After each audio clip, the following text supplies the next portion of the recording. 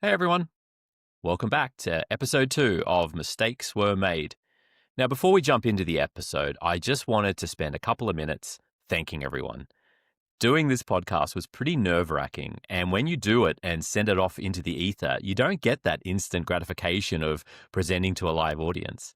You don't get that instant feedback. So I was pretty nervous about putting this together, and I am just so thrilled that I got some great feedback and people listened. I got text messages, phone calls, WhatsApp messages, emails. It was awesome. So many people took time out of their day, not only to listen to this, but to reach out and give me feedback. So huge thank you.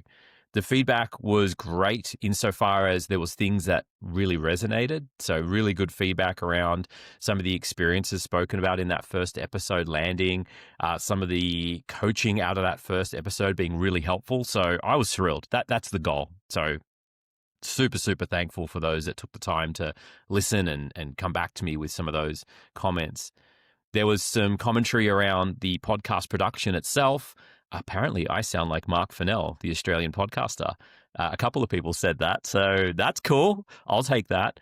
But I did put a big effort into audio quality and to try and make sure it was easy to consume, and I'm glad that resonated. And lastly, there was some really good feedback around things to improve or do more of. So one of the big things was more mistakes, Carlo. So absolutely, I will do my best. I think it's worth also just shouting out the people that would come on and do this podcast. So if you know someone that joins me for this podcast, please send them a note too, because it's a really vulnerable thing to do. Recording a conversation and sticking it up on the internet for all to listen and critique is tricky. And especially if you're being asked to share mistakes. It takes a little bit of effort, and it's not always comfortable to talk about the things you got wrong, but that's where real growth comes from. So again, if you know a person that is on this episode or any of my episodes, shoot them a note. Congratulate them for taking the time to share their knowledge and thank them for being vulnerable, because it's a big deal. Now, on to today's episode. Joining me today is Ross, a person who I ignored. I'm sorry, Ross. Ross is a very experienced sales engineering leader, but he's even more experienced as a leadership coach. I was talking to Ross a couple of years ago. He was doing some work in a company I was in, and he shot me a link to do something called the CliftonStrengths. And I'm really sorry, Ross, but I just didn't jump on it. I'd done all of these different online training courses and online, personality courses and quizzes and all the rest of it. And I just never really got much out of them, just being honest. So when Ross sent me one, I wasn't enthused by it. I sort of sat on it. But a whole bunch of people in my network had done it and started talking to me about this CliftonStrengths thing. So I was like, okay, all right. I did it. And it absolutely nailed me. Ross was right. And it nailed me in a good way. It changed how I think about work, my leadership style, and how I mentor people. Now, most of you have probably never heard of CliftonStrengths, and Ross does do a proper introduction. But in short, it's an assessment with 177 quick choices that sorts 34 talent themes from most to least natural for you. What does it mean? It's an online quiz, and it bubbles up what your natural strengths and talent look like. It's designed to show what is right with you, not what's wrong. And that's where it's really unique. And that's why I really like it, because it's just focused on where your natural talents lie, where your natural strengths lie, and how you can get more from them. So I really, really like CliftonStrengths. I became a huge fan of it, and it's something that I've had my leadership teams do, I've had teams do, I've had individual contributors do. Pretty much anyone who I've mentored in the last few years, I've said to them, before we get going, go do your CliftonStrengths, because then we'll know how you tend to think and feel and act. We'll talk about Energizers with some degree of certainty of what yours actually are. And it includes blind spots. So how your strengths might land on other people when you turn them up too high. And that was a bit of a learning thing for me. So we'll go through all of this with Ross. There's some real absolute nuggets that I really want to make sure people just really dial into. With all of these strengths, it's easy to look at them and go, right, yep, that's where I'm strong, that's where I'm good. But actually, some of those strengths are raw and some of them are mature. Raw is that undirected energy. Mature is the same talent aimed at outcomes. So just because you're good at something doesn't mean that you're coming at it from a mature place. So we'll talk about that. We talk a little bit about blind spots. We talk about mentors versus coaches. This was really interesting because it's really tricky as a mentor to stop yourself just being a nostalgia expert, telling stories from your own past and not really being aware of if and how they're landing. So I really enjoyed the discussion I had with Ross around mentoring versus coaching. I think everyone will get a lot out of that. Ross also had some really strong advice around how you ask for advice, not feedback. So if you're a first-time leader trying to build trust and credibility, I think this episode is going to help you. And since many of you asked, yes, I will keep bringing more honest mistakes to the show. If you have a short mistake I learnt from story, shoot me a note. I'd love to hear them because there's some wonderful stories out there. And let's be honest, we all learn through mistakes. Also, thanks again for the generous feedback and subscribing. It's just made such a difference. It really, really has helped me make this better. And my hope is that I will get better and better with each episode. So with that, enough from me, sort of, because I'll be right back. But I'll be back with Ross and what I hope you will find a really great conversation. I'd like to introduce you to Ross. Now, it's partially Ross's fault that I'm doing this podcast because Ross sent me a link to something called CliftonStrengths, which I ignored completely, even though Ross, I knew who you were. I'm used to that. Yeah. People like Ross knows what he's talking about. He's awesome. I was like, yeah, sure. Oh God, it's like Myers-Briggs. Boring. And Ross sent me a link to do something called CliftonStrengths. I ignored it for a while. Ross was very patient with me, sent it to me again, completed this. I then went, oh my goodness, this thing's absolutely nailed me. And you freaked the hell out of me, Ross. Totally freaked the hell out of me. And I'd say that's probably the dawn of us talking a lot more and me being humble to say I was wrong. This is way better than anything I've seen before. So with that, a lot of people have no idea who you are, Ross. So maybe let's kick it off with a quick introduction to yourself, a little bit of your journey, and then we'll get stuck into it. Okay, so my journey. Well, I'm currently a sales engineering leader at Datadog, and you were part of the reason I ended up there. So thank you for that. I had a long stint at Akamai in the past, so I've run a decent-sized team across APAC with all the complexities you're familiar with of language and tyranny of distance and all of that. And in that journey, I had some behavioural challenges going on, which we might get to, and they're probably my biggest mistakes in the past. And as part of that, got into coaching, and as part of the coaching, I met CliftonStrengths and then was part of a group that rolled it out to the entire pre-sales org at Akamai, which was about 300 people at the time. I think I had 50 of them that I kind of rolled it out to. And and it was such a great framework. It was really, had a huge impact on how I thought about people development, delegation, a whole lot of other things that we might talk about.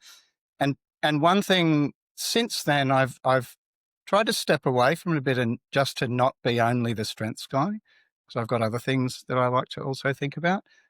But it is always there. I'm a big advocate. I really like the framework. So I'm happy to be here and chat about it today. One of the reasons why I'm doing this podcast is I've always really enjoyed just the learning experience. I've also really enjoyed mentoring. And I used to do this thing where I'd try and write down all the things I like doing and align them to a job. But my way of doing it was really fuzzy. I had a spreadsheet, wasn't great. And then when I would mentor people, I'd say, hey, if you're trying to figure out if you're doing a new job or if you want to do this job, here's a spreadsheet. It wasn't great. It had gaping holes in it. And one of the reasons when I was kind of pretty amazed with the results when I did the CliftonStrengths was I went, oh my goodness, this is way better than that spreadsheet, which you would hope considering who developed it. And that's kind of allowed me to lean in a lot more on those strengths. And one of them is mentoring. And now we're on this podcast journey to really scale out the mentoring journey that I'm trying to be on. The thing is, since then, I've had so many people do it. I've worked with you for some of the amazing people that I've worked with before to do that training. And there's always this moment where people kind of get hit pretty hard. I only had it happen a couple of weeks ago with someone else I recommended do it, where they're like, oh, wow, okay, I'm spooked. This gets me in a way I didn't know. Is that normal, or am I just finding a very strange bunch of people to talk to about this? It's not uncommon. And one of the things that's funny about that is that they've just done a self-assessment, right? So they've filled in a bunch of questions about themselves and it's come back as a reflection of them. Hmm. So I find that kind of funny. I think one of the thing is, um, it's not so much that it's connected to self, it's the way that the simple language that it uses and just the regular terminology that it uses describes things about you in a way that gives you permission to celebrate them in Hmm. some senses, in a way that brings them forward as, you mean not everyone's good at that? Is that something? I just assumed everyone was good at that, right? And so it brings up your natural talents in that way. One of the things, and maybe this is not in the first reflection, but certainly one of the things that I find has the biggest impact is the concept of blind spots and um, going through and reviewing. Sometimes the things that are your strengths that you lean into might be perceived a little bit differently by the people on the other side of the interaction to how you're experiencing them. And so that's always an interesting thing as well, and possibly will be something that we get into. So Yeah. let's go back. So a lot of people have never heard of it. They've maybe done a lot of these different development programs. I know the Yep. Myers-Briggs stuff was popular 20 years ago, and a lot of people got put through that. So let's go right back to basics. What is the CliftonStrengths and how does it work? Right. So CliftonStrengths was developed by a guy called Don Clifton, and he was around back during his 50s in the US. He went off to the war, came back from that, said, I've seen the worst of humanity. What would happen if we started looking at what was good about people rather than what was wrong with them? And he went searching for literature on that and couldn't really find anything. And that was, I believe he's being one of the great grandfathers of positive psychology. And there's a number of other big names in that field as well. But so it went from there, and then it over a number of years developed into an assessment, 177 questions. You get 20 seconds to answer each, and goes through each question is, in this scenario, do you do more of this or are you more likely to do this, right?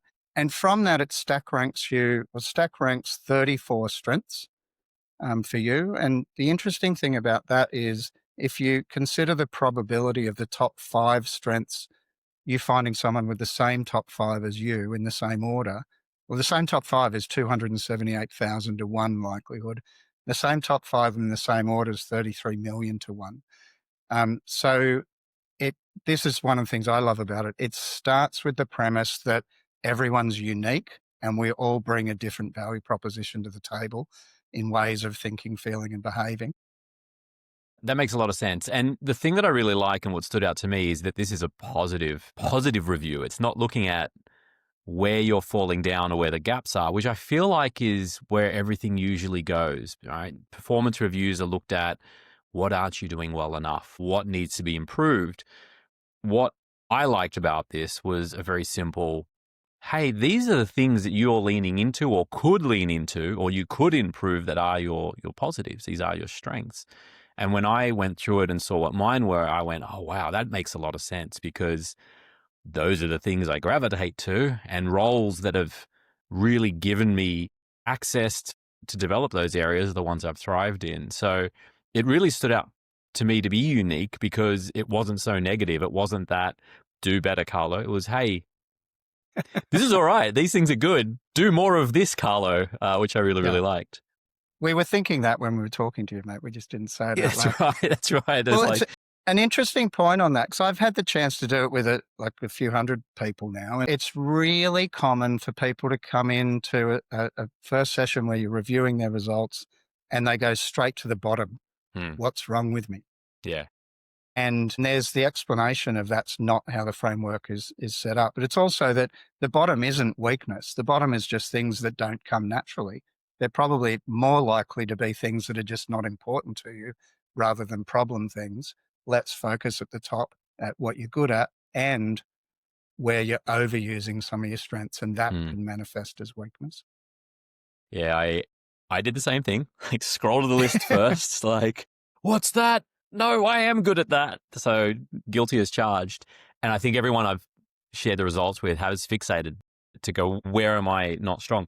So everyone kind of understands, I'll share what my results came out as. So my top 5 were learner, arranger, developer, ideation, and responsibility, which sounds like a bunch of buzzwords.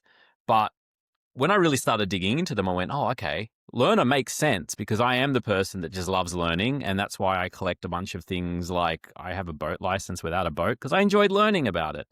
I still have an amateur radio license from a long time ago because I enjoyed learning about electronics.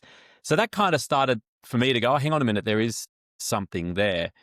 So happy to be the guinea pig as we explain this, but looking at something like a positive and me being a learner, when we were talking, it was like, okay, Carlo likes being a learner. This is what he can add value, or this is how he can add value to a role or a business or a situation. And on the flip side, there was these energizers, which I want to ask you about, because I think this is what's missing with a lot of leadership and a lot of coaching is it's not a two-way street.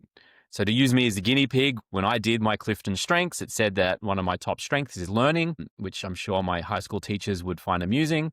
But it talks about me bringing a more complete picture, an inquisitive mind with a desire to learn and find out more, a curiosity to discover new things, a desire for continuous improvement, courage when venturing into the unknown. I don't know about that one. So that's what I bring. But on the flip side, someone's benefiting from this. So that's what you were talking about being the energizers or what you need. Can you take me through what that looks like? Yeah, let me just go back. We'll get to the energizer, but a concept first that I think is important is what we call the difference between raw and mature strengths, right? And so being a learner where it's raw, so it's somewhat undirected, you just can be jumping from one topic to the next topic to the next topic because learning is a joy, right? Once it becomes mature, then you start focusing learning towards things that move you forward or move whatever the scenario is you're involved in forward. And so all of the strengths can be viewed through that raw and mature lens. And that's one of the things in coaching people is to help them see which ones are at different levels there. Yeah, that makes sense. From an energizer standpoint, the concept of the strengths come with a need, right? So if you are good at something naturally, then the other side of that is you need opportunity to express that strength. So you need opportunity to do that. So for learner, as the example, if you're good and derive joy from learning, then you need opportunities to learn. And so each of the strengths has that concept as well. And so by fulfilling on that need, that's how the strengths can become an energizer. And that becomes really important when you're talking to people about career progression, job shaping, those types of things where, I've met a number of people in coaching where they've come in with a preconceived idea. I need to become a manager. I need to become this because that's kind of what the path described in their organization. It's like, well, what will you derive from that? Like, what is it about that you're going to be excited by? And that's where we can use the strengths and the needs and the energizer aspect of them to kind of help people get guided towards roles or having roles work in certain ways that keeps them excited. It's a really clear thing to look back on in hindsight to go, oh, that was a great employee who left, or that was a great employee who just lost the will to do the role. And I look back on that and sit there going, well, we as an organization and me as a leader giving them what they need to give them those energizers. And I can think back on my career as a leader and also my career as an individual contributor, if I'm really honest, and go, oh, that's why I ran out of steam on that role, or that's why that person ran out of steam, maybe even with me or with the company. Is that something that you've seen happen either in your own leadership or in the coaching side? Yeah, absolutely. And I'm not under any illusion that jobs are 100% energizing. Every job has things that we need to do because we need to do them. Yeah. But generally there are ways to mold how you operate within your job to get to outcomes, doing it your way that it is energizing. In terms of people, well, now I've got a number of faces kind of floating past, but I'll I'll spare that since we're on a recording here talking about that. One of the pieces of feedback I got when we were doing, people were very kindly sending me messages about this was, we want more mistakes. And I thought, yes, but we have to sanitize them. Otherwise, this will be like a tell-all podcast. Might be good for the Right. ratings, though. Yeah. What about doing this as a way to coach your own leader? Is this something that you've seen people do and then take back to the company? Like, hey, listen, this is how I need to be managed, or this is how I need to be motivated, or this is maybe what's wrong. Yeah, absolutely. I would encourage people to do that, whether they've done the strengths profiling or not. I mean, we should all be rolling up to our leadership, what it is that energizes us about our roles.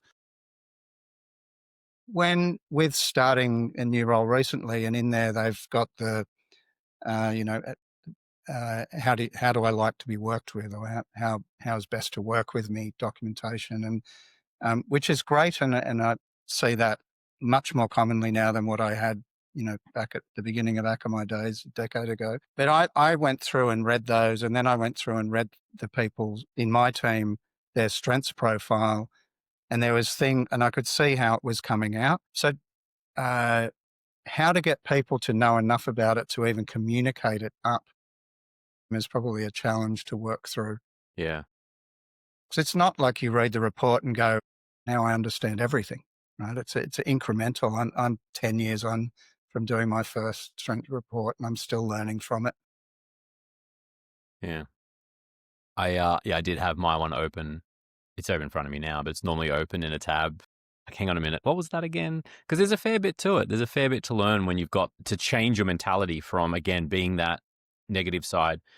And also a persona. Some people's personas need that wake up call. So for me, the way Yeah. my brain works is very much what's not good so I can improve because I don't want to let anyone down. And it was a real effort to flick it to be like, okay, let's acknowledge the things that are weak, but what are my strengths so I can really double down and excel and really maximize it. But that took me like 18 months to change that mindset. Yeah. Yeah. And as I was thinking about us meeting, one of the things about what's difficult to change when you see these pieces come through, um, yeah, we all have habits and ways of operating, and picking up and doing things a different way, or even leaning into things we do well, can be something you need to be really conscious about building a habit around. Hmm. So let's shift a little bit. And I want to talk about mentorship because a lot of this sort of strengths, looking at your CliftonStrengths, looking at strengths, looking at your career development, a lot of that does come from mentoring rather than the traditional leadership sort of pathway. So typically you are being mentored by people outside of your direct boss or your direct leadership chain, but not everyone's open to it. And I'm curious for you, if you can remember, but having coached a lot of new leaders, I'm sure you've got some anecdotes. What stops people from going off and seeking a mentor? Because I think that's such a massive, massive missed opportunity when it's just not part of what they do. That's a good question. What stops them? Well, most of the people I met weren't stopped because I'd met them, right? So, um, look, I think people, you don't know what you don't know, and you don't know what development can happen until you've gone through it and looked back. And I think people who've had a really good mentor, a really good coach, or blend of those will then seek them out, and yeah, getting people over that first hump. And maybe it's the word that comes, the word that comes to mind, it might be an arrogance of feeling like you know enough. And which reminds me of being in a seminar and someone speaking about, well, that they kind of reached where they needed to be with their learning in their career. Interesting. And the person said, that's the saddest thing I've ever heard. It's terrifying. Yeah. Yeah. And I don't think I've ever met anyone who's lent into that. But yeah, look, I think it's a thing of just not knowing what you don't know, and not knowing how much value you can get by having that mentor, and different people get different things. For me, and leaning this back to strengths, like one of my number two for me is communication, and communication can be about a need for verbal processing. So I speak things. My thoughts clarify as I say words out loud. And so for me, having a mentor or coach is really important to have that person to bounce things off. And I've Yeah. had heaps of different ones now. Hmm. And the unfortunate side of that is when you work things out as you're saying them out loud, you don't sometimes realize what that you work out after you've said it out loud that Yeah. you shouldn't have said it out Shouldn't have loud. said that. So in terms of mistakes, that's probably the most common path that I have Yeah. to mistakes is, oh, actually, so I didn't really mean that. Yeah. Let me just take that back. I'm really sorry that I was externalizing my opinion on you. Yeah. A long time ago, I had a cat, and I used to talk to the cat a lot, and people thought I was strange for that. I mean, there's other reasons to think that, but the cat was very helpful because the cat would stare at me. But I Yeah. too found practicing conversations and verbalizing externally is a great way to sort of think things through. Awkward now that I'm probably doing it and recording it and sticking it on the internet so everyone can Yeah. whatever. But Well, I I hope think the cat that works. also has an outlet to let go of everything that you Cat had don't its own like. podcast too. So working with a mentor is interesting. You have to lean into it. You need to have a little bit of humility as well. You have to obviously have the personality to go seek that. What are some of the mistakes that you've seen people make when working with a mentor? Has there been anything that sort of popped out that you've gone, here's a skill someone needs to have to get the most out of this experience? I think to answer that, I probably need to step back to a definition of how I think about mentors. And I have quite a clear distinction between a mentor and a coach. And I Okay. see in a lot of organizations that the term mentor and coach are used fairly synonymously. And I think of them quite differently. And the difference is a mentor, in my definition, is that someone who shares their experience of having gone through similar situations in the past. And they're giving you their experience, their advice based on what happened with them. A coach, and I'm thinking of a coach as defined by International Coaching Federation kind of coaching, would be somebody who helps who helps the other person think through their challenge without inserting their own opinion. And they're really different experiences, and they're both equally valuable and both really important, but they are very different. And that leads me to common mistake. I don't know if this is common, but something that I think about is if a mentor is giving their advice to somebody without that person having fully reflected on what their challenge is, then they could be solving the wrong problem, right? Or giving advice I mean, and it's probably still useful, but it might not be down at the core, right? So if somebody says, this is what my challenge is, going through and pre-sales, right? Just doing the discovery of understanding multiple layers underneath what that challenge is, the whys of that challenge, and then giving the advice based on that, I think is a much more powerful engagement than just going straight to advice. I think that's super hard. I really like the distinction between coach and mentor you've put up, because I think early in my mentoring journey, I was probably just telling stories. And I think advice and nostalgia are really heavily overlapped. And I really would think that in that early journey, it was probably just Carlo, this is what I did and it was great, without that reflection, or just reminiscing, which is really low value if it's out of context. So I've tried in the last few years to seek first to understand, to really listen to what's happening and tell the stories, offer the advice in a way that makes sense to the person in that context, in that zone, rather than it just being nostalgia. And that's really hard. I can't imagine I was very good at this in the early days. And that distinction between coach and mentor, I wish I had that back then, because that would have actually been a really powerful way to check myself in those sessions to say, hang on a minute, is Carlo just storytelling? Are these just war stories, or is this helpful? And that came later, when I think I had some really good mentors give me a little bit of runway to figure things out. And then come in Yeah. and offer some coaching. Yeah. Yeah.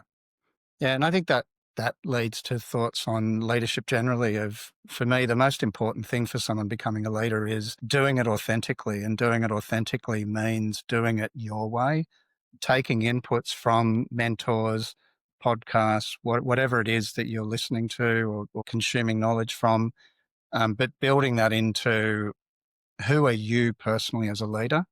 What makes people want to work within your team? Thinking about those things. It's best if become more of yourself rather than more of someone else. Yeah, I think that's really solid, because early on there's a lot of modeling. You don't have as many mentors. You may be modeling behavior on people you've seen, bosses you've had who may or may not have been very good at it. And I certainly have seen that modeling in the past where someone's trying to act in a particular way, and it's almost like a relief when that starts to go away. It's like, actually, I don't need to be the boss. I need to be a leader. And there's a distinction. And I don't need to have all the answers because I'm a leader. I have to help people take that journey. There's a really nice shift when early in career leaders overcome that and lean into it, that I've seen. I'm sure you've seen that manifest before too. Yeah. And I, in my mind, I think about that as shifting from manager to leader. Yeah. Yeah. Yeah. So that leadership journey, have you seen leaders struggle to ask and act on feedback, or struggle to lean into growth? And I guess it's hard because when you're meeting people, it's typically because they're seeking it. So we probably have to go before your coaching career to your leadership career. Have you seen that leadership challenge where it's like, oh, is my ego ready for this? Or I don't know, what would it be? Probably ego. So with people asking for feedback for themselves. Yeah. Or even accepting that it's an option, right? To go, I'm the boss Yeah. now, I'm the manager, I have to manage. You don't see it as easily in early leaders, do you? That openness, that humility, that trust. Yeah. It's probably now one of the things that I would, even in interviewing people, and this is the other direction, but thinking about how coachable is someone, how well do they take feedback, and how do they act on it? And the team I've got now is really technical people who are going into the sales engineering role, having not been sales engineers before. There's a lot of change required, and saying in that direction, it's like, oh, okay, I gave you feedback. Next session, I saw you incorporate pretty much everything that we talked about, and that for me, that's beautiful, right? That's exactly what you want. In terms of the other way, I don't know. I was thinking about this a bit, and I actually think people are just busy and don't think too much about it, rather than they actively avoid it. Yeah. And then if they do think about it, they don't know how to go about it. And then the people that you're asking don't necessarily have a mindset of how to even frame feedback in a way that's positive, or in a way that not positive, that's constructive and useful. And I see a lot of training around feedback and SBI framework as one of the main ones I see out there. And I think it's a great framework. And there's other types you can use, but the situation, behavior, impact, but just having some framework of how to even give feedback in a way that's useful is something that, if I think about the people where I got to train that when I was working as a leadership coach and in development, it's usually second level managers and up. So everyone before that doesn't get any formal training on feedback other than ask more feedback. And without that structure, it makes it a little bit hard. Mm.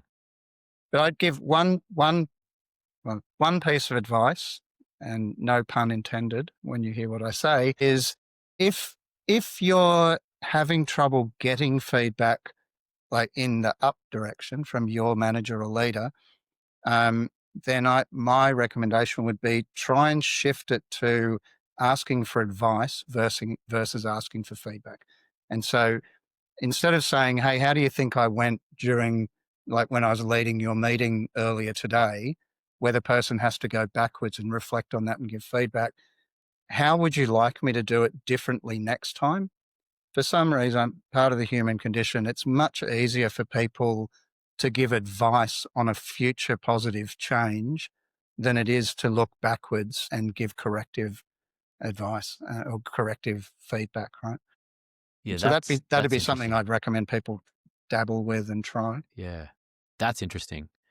I've found over the last long time that early in career people, both managers and individual contributors, will seek feedback from their boss directly as their primary source. And I've always encouraged, and you see it in 360s. You do skip level one-on-ones. You start seeing it. It's like, I want, and typically it is sort of hedged into that negative world of tell me all the things I'm doing wrong so I can address them and then I'll be okay in my job. I think that's part of just the modern business world. It's not my favorite thing about it, which is why I like the CliftonStrengths and its positive message, and it's sort of fighting against that negative world. But I would really ask people, hey, your boss is not your sole source of mentoring, coaching, advice. You've got a team around you that are in the same role, that are at different points of their journey and different experiences. Are you asking them for feedback? And I think just off what you said, I would change my line a little bit and say, are you asking them for advice? I think that's really interesting, to be thinking forward rather than backwards, because, you know, you've built young teams before. I mean, young as in first on the ground in APJ, first few employees. Everyone's figuring it out. Everyone's making mistakes. You're not the keeper of all the wisdom. You're not across every experience. So to go off and have the trust, the psychological safety in the environment, and the humility to ask people, hey, can I have feedback, is one thing. But that twist is something that I think is really interesting. To go, okay, you sat through my meeting, give me advice for how I could do better next time. Mm. That's really interesting. That's interesting. Yeah. Yeah. Okay. I'm gonna write that down. It's really good. So then you've got feedback that is not pointed. Also, I feel is pretty dominant. When I was at Nutanix, Diraj, the company sent us a copy of Radical Candour, the book. I came home, it was on the doorstep. It was really cool. And I read it and I rallied against that book for a little while. And then I read it again in the space of a couple of weeks. I read it again and went, oh, hang on a minute. This is terrifying, because you're asking for that direct feedback. But when you get it, it's honest, it's pure, it comes from a well-intentioned place. But also the idea of that radical candor is to be descriptive, to be relevant, to be punctual. I don't know if you've ever come across the principles in Radical Candor, but I think a lot of that really should just become the norm, where we have organizations and environments that are psychologically safe so we can accept that feedback. But that's not common, is it? To have everyone in an organization ready to accept it, or everyone to be in a place where they can not worry about what's going to come back, right? I mean, certainly for me, it took me a while to go, hang on a minute. Yeah. Put the fragile ego away, lean into it. You don't have to follow it, but you should listen to it. But that's not super common, I don't think. Yeah. And I can't speak to if it's common or not. I can speak to my experience and stories I've heard. And there's certainly places where it's absolutely not the norm, and other places where it is. The thing that keeps jumping to mind as you're talking about that for me is thinking about feedback as a gift. I think this is an important point, is that giving feedback is a gift. And one of the things I'm thinking a lot about in the role I'm in now, like I've gone through and I've got to a fairly senior level, and I've come back and I've got a smaller team, a smaller remit, and it's building completely from scratch. And I'm getting to redo it right now. You think about, oh, what would I have done then if only I knew then what I know now? And I'm having that experience, and it's great. But one of the things about feedback is it's a gift, and if you want people to move from good to great, then the way to do it is mentors and coaches and feedback and all of this stuff, right? And so I talk to my team a lot about that. I think they're now past the part about me being a weird old man and getting on board with, oh, maybe this will be helpful. But the just the feedback is in every conversation we have. It's immediate, it's objective, and it comes from a place of, for where you're at, the experience you've had, what you're doing is good. If you want to be great, tweak it like this, and giving them that. And that comes from partly from feedback of how it's framed, partly from mentorship, because I've had the opportunity to go through that experience before, partly from coaching of asking them, well, why did you do that? What happened here? And then giving them the feedback in a way that lands for them personally as well. Yeah. Where were we? No, that definitely makes sense. That definitely makes sense. You made a comment in there where you're talking about, that you know what you're talking about. There's almost like you have to prove it as well, right? Like, trust me, everyone, if you ask for feedback, it'll be helpful. Right. And again, I think that there's a lot going on. I think back to much earlier in my career, the ego would have slowed that down. I don't even know if it was ego. I'm sure it was. I've been told it is. But I think there's also an element of just, maybe a bit of a self-confidence issue, right? Like I'm not ready to hear that. I'm not ready to hear that. So I guess in today's modern age, if we've always got the shields up and we're always worried about the negativity and we're always worried about being not good enough and we're always not, enabled and skilled enough to handle it, then that's just gonna kill us. But if we learn that actually it's a safe place to get feedback, it's a safe place to be coached, it's a safe place to ask for help, and I grow from that, then the shields come down. So my guess, and I'd love your commentary on this, but my guess is that as that team who I think are earlier in their careers, as they see it play out, there's an element of actually the shields coming down. Is that kind of what you're seeing? Yeah, not only the shields coming down, but I'd say they're now actively coming and requesting more feedback. Yeah. Hey, I've done a recording of a meeting. Can you watch it and tell me what you think? Can we put a recording in front of the whole team and critique it? It's like, great. Yeah. Wow. Fantastic. That's awesome. That's awesome. Yeah, that's awesome. I think once one person does it, others can then again see, they didn't burst into flames. Everything's okay. Right. We can take that. When the feedback is objective and genuinely coming from a positive place, even if it's super direct, if it's coming from that objective, authentic, genuine desire for the person to improve, then it's well received, right? If it's, that was crap and you need to do it differently next time because you screwed up that customer meeting, that's not necessarily the best way to start a... Yeah. I just had a flashback to feedback. When a lot of organizations, when they do the your performance reviews, your 6 monthly or yearly review, it'll incorporate peer feedback. And you've just given me a direct memory from about 10 years ago, maybe a bit longer ago, where there was commentary in there from a senior leader in the business that made no sense to me. And then when I followed it up, it just made no sense. And it really, I just remember being so frustrated. Like, I can't take you seriously if you can't give me that right feedback too. I remember being really bothered by it. And I think part of it was trying to satisfy that protection, that the shields were up and the fragility. So I wanted to understand the feedback, maybe even for the wrong reasons. And then when you see the person actually take the time to give you the gift of feedback, sit down, ask questions, run through it, that's just priceless. And I do wonder, looking back on it, was that feedback given in a great method, or was I just not ready to really absorb it? My guess is probably both were true. Yeah. I think there's an important point there of what people are ready to take on. Mm. And even with this current team, I remember the first time we met for lunch and I opened with something like, this won't make sense to you yet, but I can see, like, in 10 years from now, these are all the different places that you might go. And I kind of saw eyes just glaze over. And then it's like, oh, well, what if we just wound about in 2 years? Yeah. Can I share what the most harsh feedback I ever got? Please. Was actually some of the most useful feedback. And I reference this quite a bit, and I doubt that the person who said it even remembers saying it. And if they did, they would laugh. But, and I don't know whether you'll need to edit this out or not, but the feedback was, Ross, you need to do something about your resting bitch face.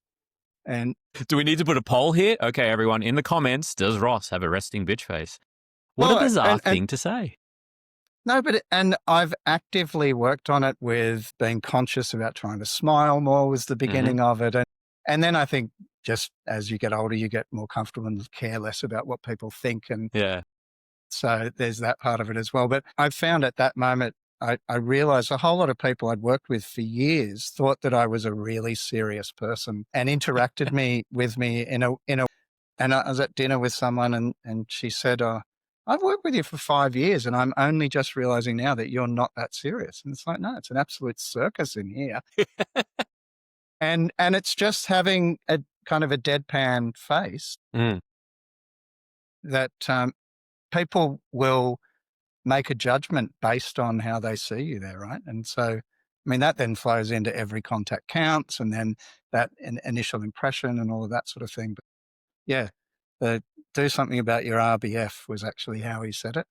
That's funny. Actually, no, I mean, I'll correct myself. I said it was bizarre feedback. It's probably not because you're right. Perceptions and how you're perceived are interesting. And I think that would be a really interesting opportunity for self-reflection to say, is this good feedback? Does it make sense? Do others feel the same way? What's the impact? You don't have to follow the feedback, but I think it's really important to at least hear them out. So Yeah. I had a similar situation. I get really frustrated on Slack, and I have been told that Is there I someone am. who doesn't? Well, apparently I stand out because there's a very lovely person I worked with in a previous company who, when we were on a Zoom call for the first time, said, actually, Carlo, you're a very nice person. And I was like, okay, thank you. Why did you feel otherwise? Oh, your Slack messages are so direct. I'm like, that's because we're getting a million of them. But I really lent into it, scrolled back, had a look. And yeah, there's times where I was multitasking, not multitasking well, being very direct in a message, but that other person didn't have the context that I'm running around or at an airport or whatnot, which is one of the things I've rallied against with Slack is it takes that humanity out and it changes how you're perceived. Um, yeah, so it's yeah, I guess even when that feedback is Well, abrupt, it's good to I listen did it to. on that. I now go through messages and I'll read it and then maybe go back and put a line in. I hope everything's okay with you, smiley face, Yeah. just straight after hi, whoever, right? And just those little touches Mm, change the mm, way that the message is received and yeah. perceived. And yeah, and that if we frame that back to the strengths where we started, one of the big things about the strengths and particularly the blind spot part is thinking about how are you perceived by others. And I think that's an absolute game changer when you're going into leadership is being conscious of how you're perceived by others. Yeah. Yeah. So a couple of little things to close out on. I wanted to sort of look at how do leaders model this behavior? So if we have leaders out there who uh, have done strengths training or coaching training, or I really just want to set a great example. What's your advice for them to model that openness so that way the mistakes, the learning, the coaching is treated as a positive, is treated as a learning opportunity rather than it being such a negative? Where do I start? Look, the first thing that jumps to mind when you ask that is if you look at enablement and training within organizations, then the bulk of that goes towards product or tech or those core things. And that's absolutely valid and important and should be the way it is. When you get into leadership training and feedback, it sometimes feels like it's even, sorry to be taking up your time with this. And then when I see people who lean into it and programs where they have follow through, where the techniques and the concepts that have been discussed, practiced and given a chance to become habit, um, then people are like, oh, you know what? I really didn't think this was very much, but now my whole team communication style is different and that sort of thing. Um, so I think first one, take take that stuff seriously. Um, it is important, right? We and even basic stuff like learning to listen. If you think about the basics of communication, of speaking, presenting, writing, and listening, there's a lot of training around a few of them, but there's no actual training on how to listen. And that's something that we all think we're good at, but when you dig into it, it's not great. So these techniques are to genuinely be a leader beyond being a manager, being able to really listen, being able to take the fact that giving feedback matters, thinking about good to great concepts like that. I think that's it for me. That it's just take it seriously.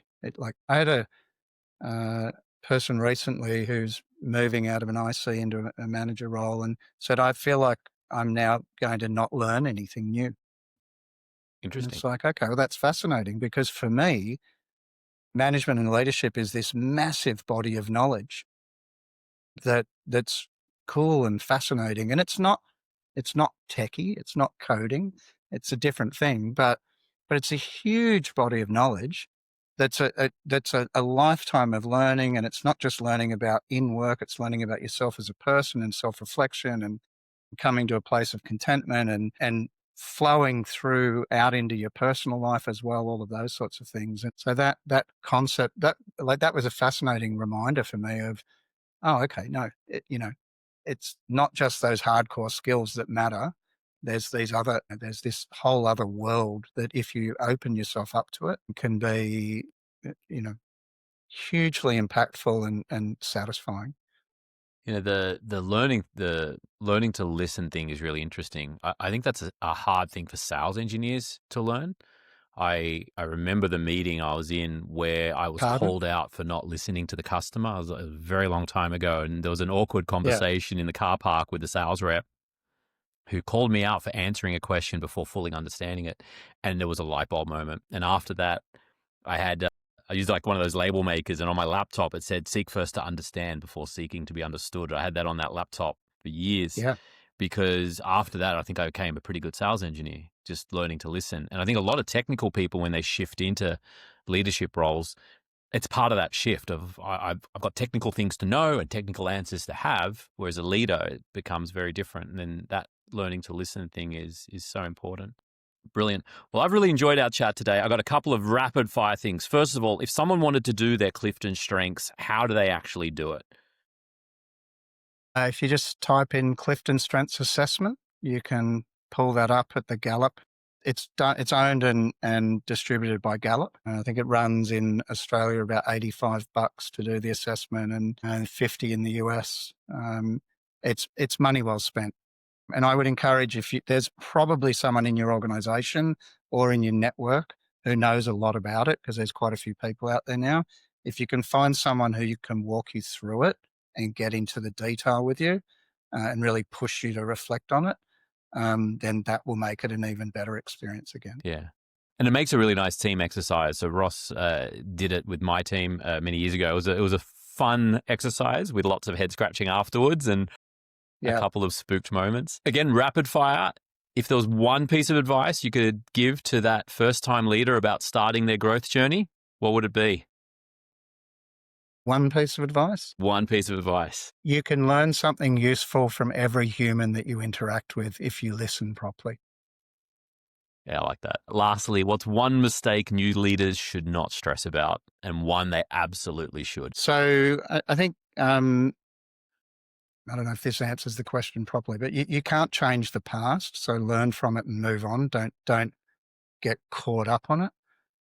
So that's one to let go. One that they should. What was the other one? Absolutely. What's one they absolutely should? Well, the thing coming to mind is just a lifetime of learning, right? That never make the mistake that you know enough. There's always more to know. I like that. Well, you're learner number one. Of course you do. I'm green, number one, learning. It's there. I'm just wild enough to learn publicly and stick it on the internet. And I'm pretty thrilled so many people are on the journey. Ross, thank you so much for taking the time. I really appreciate it. Once again, I've really enjoyed the strengths training. I've really enjoyed having that framework to help me make decisions, career decisions. It's helped me become, I think, a much better leader. It's been a lot of fun to have sort of expose that to people and have them go do it and come back and be like, oh, this thing nailed me. Or my favorite, I don't think it's right. Show it to your family. And the family comes back, yeah, that's you, mate. That was something that came up recently as well. So thank you very much for sharing the whole Clifton Strengths with me. And thanks a lot for making the time to chat with me. Yeah, you're welcome, Carlo. Thanks for having me.